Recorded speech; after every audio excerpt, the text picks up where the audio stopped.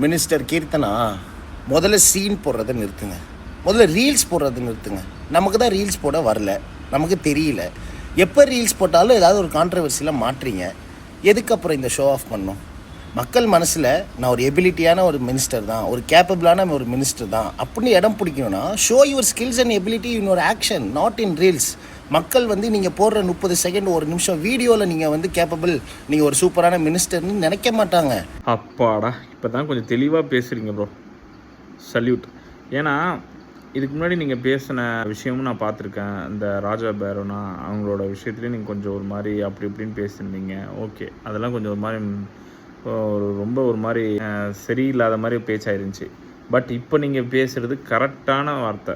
ஏன்னா நீங்கள் டிவிக்கு சப்போர்ட்டராக, டிவிக்கு இன்ஃப்ளூயன்சராக இருந்தாலுமே என்ன நியாயமோ அதை கரெக்டாக பேசுகிறீங்க.